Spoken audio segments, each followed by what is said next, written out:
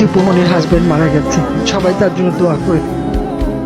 দীপুমণিকে গ্রেপ্তার করে কারাগারে নেয়ার পর থেকেই যেন স্ত্রীকে দেখার এক অদ্ভুত টান ছিল তৌফিক নিয়াজের। অসুস্থ শরীর নিয়েও হুইল চেয়ারে করে বারবার ট্রাইব্যুনালে ছুটে আসতেন শুধু একবার প্রিয় মানুষটাকে চোখের সামনে দেখবেন বলে।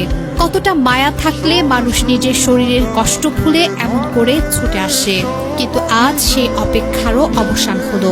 যে মানুষটি অসুস্থ শরীর নিয়ে স্ত্রীকে দেখতে ট্রাইব্যুনালে আসতেন, সেই মানুষটি আজ নেই।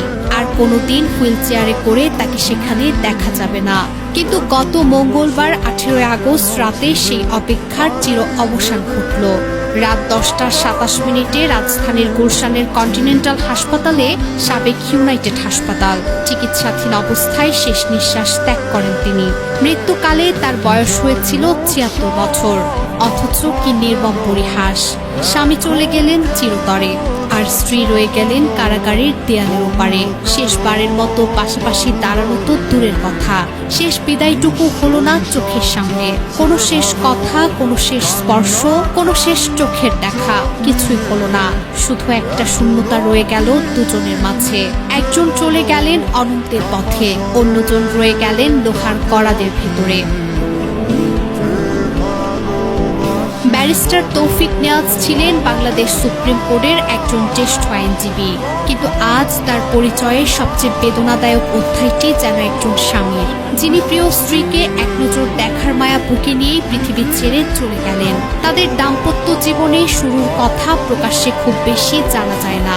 ব্যক্তিগত জীবনের এই অধ্যায়টি তারা সবসময় গোপনীয় রেখেছেন। তবে জানা যায় তারা দীর্ঘদিন ধরে একসঙ্গে জীবন কাটিয়েছেন। তাদের দুটি সন্তান, পুত্র তৌকির রাশাদ নওয়াজ ও কন্যা তানি দীপাবলি নওয়াজ। স্বামী স্ত্রীর এই সম্পর্কে ছিল গভীর সম্মান, ভালোবাসা ও পারস্পরিক নির্ভরতা। তৌফিক নিয়াজ ছিলেন অক্সফোর্ড শিক্ষিত আইনজীবী, আর দীপুমণি ছিলেন চিকিৎসক ও রাজনীতিবিদ। দুই ভিন্ন পথের মানুষ একসঙ্গে একটি পরিবার গড়ে তুলেছিলেন। আজ সেই পরিবারের একজন চলে গেলেন, আর অন্যজন কারাগারের অন্ধকারে শুধু স্মৃতি নিয়ে বসে রইলেন।